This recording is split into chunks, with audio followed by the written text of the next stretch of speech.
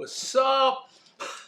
This is our first official Numero uno. YouTube video.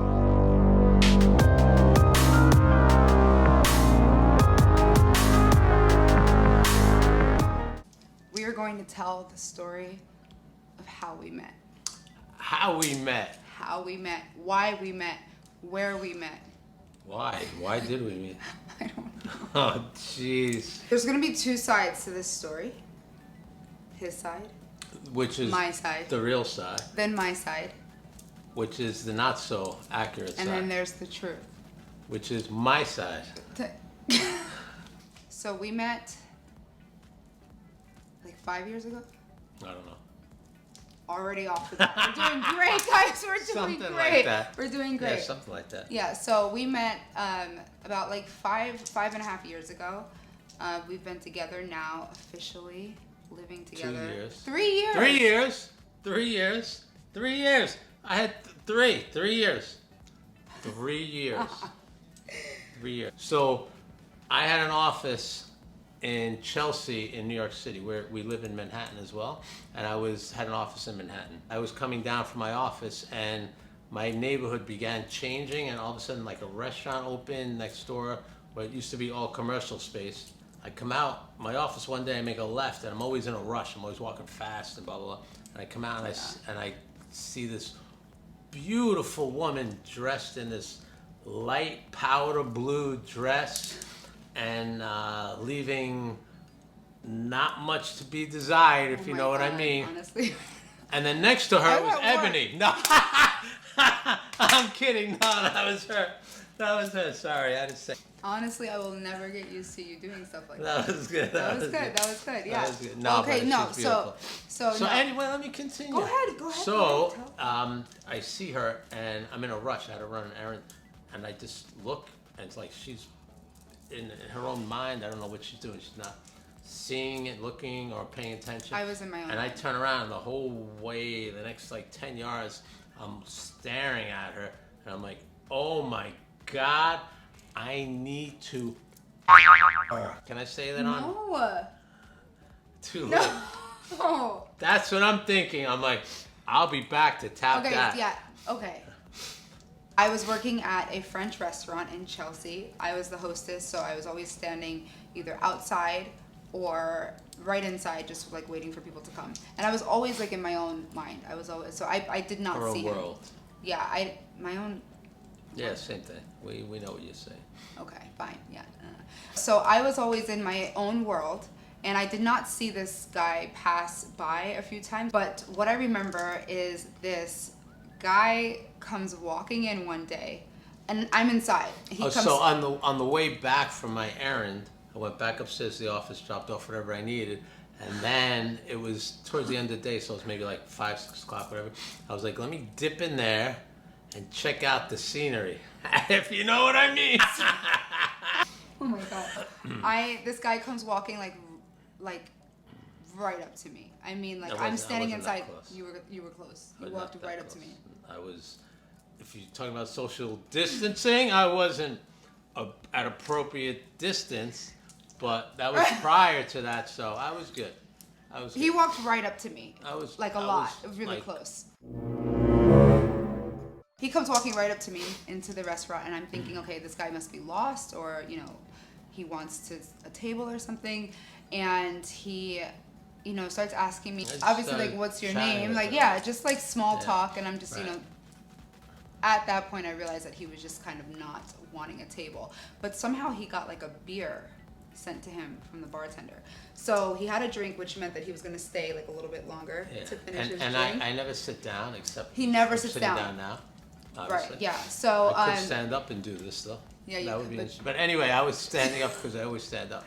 So I was standing up at the bar, and she was right there, so we started chatting, and I was like, oh my God, oh, she's hot.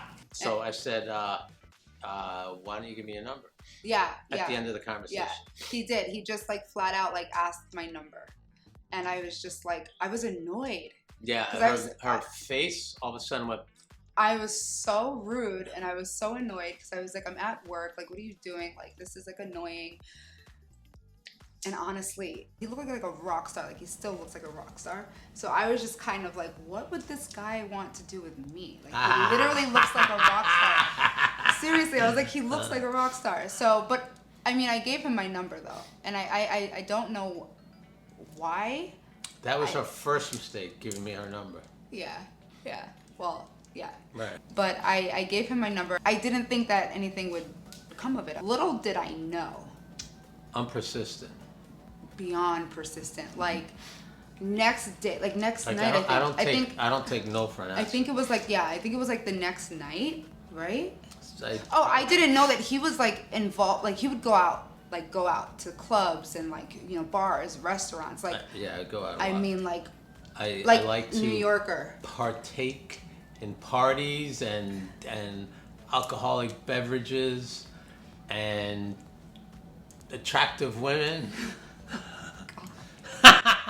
So like the next night I get a text. After hours. We get it. We get it. Okay. All right. The next night I get a text like, oh, I'm out, and he would be at restaurants that I've never heard of. I was Always like still kind of like new. Whatever the restaurant of the moment was, new, and Yeah. it was happening. I was in. Yeah, Always. so like he would text me and I'm like, no, I'm going to sleep, or my hair's already wrapped up, or I'm I would tired. say, wake up. I know. I'll send an Uber. Meet me there. Wake We'll up. have fun. We'll eat. We'll drink. And I was like, it is 10 that. o'clock at night. Like, I'm in bed. I'm done for the day. Like, I'm not taking my hair down, getting in the shower, going to go meet you. And he was like, oh, I'll send you an Uber. Or if you're not ready by then, we're going to be at then we the go next to a place. nightclub like Avenue or I'm something. like, how am I going to, like, no. And all these places have doorman, very difficult to get into. But when you guys come to New York, you hit me up, you hit the DM. Well, everything's closed right now, so. Sorry. I was on a roll. I was going to hook you guys up. We're, like, really going to be about that. Like, yeah, it was, right. That's fine. Right. Also, I was, like, texting back, like, I just met you. Like, why would I go out with you? And he'd be like, how would you get to know me? So then finally she agreed to dinner. So we went to dinner, like, really close by. And what did I... And, she told me, like, her life story. And I was like, oh, my God, this woman's crazy. I did. I have a fear of spiders, like a deathly fear of spiders. So I told him everything about spiders. Yeah, don't go into all I that won't. now. Thank God. It's freaky. Believe me, it's freaky. I won't, but that's for she some knows reason. everything about spiders, and she knows nothing about anything else. I'm just kidding. I'm just kidding. I know you are. And for a while, we would just go out to dinner. Yeah, we went out to, right, and then I would... Like, I would text him, like, we would lose contact. Basically, whenever she wanted a free meal, that's when she would text me. So I started to get, wise to this, and I'm can I say bitch? No. This woman was taking me for a ride, just wanted a free meal, which, all right, that's fine, whatever, but... At a certain point, Johnny's got to get a little something. Oh my God. So this went on for a long time. This went on for like 2 years. And then we 2 years. Right, and then I was like, screw her, man. I don't need this nonsense. Yeah, and then anymore. he kind of stopped talking to me. He would always be other things, more pressing things to. He would always be traveling somewhere, flying somewhere. I did trade shows. Like he did. He was always with his other business. He was always traveling, flying. So sometimes we would lose contact. Seriously, like. Yeah, no, absolutely, right. And then I would text him months and months. Yeah. And then she also worked in this cool nightclub. Were you working there then? Yeah. She worked in this nightclub, and if I wanted to go there, I would hit her up, and she'd usually get me in. Yeah. But that happened like one time she got me in, and then after that, you could tell this story. Oh my God, I forgot that you did that. Yeah. So I'm like, if she's using me for dinners, then I'm going to use her because she worked at one of the coolest nightclubs in all of New York City. Very so I'm true. like, fuck that, I'm getting in. Yeah. Well, okay. So. And very hard to get in if you don't know somebody or the doorman or blah, blah, blah, or you're not getting this crazy table. And I never get tables. No. I feel like I am the life of the party, so I should be comped. Basically, like, he would be like a promoter. And I told him that. So, yeah, I worked in this club, and we would lose contact.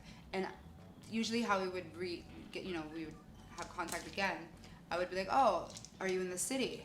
Because I would never know. So I'm like, okay, if he writes back that he's in the city, then from there we'll like try to set up a date or something.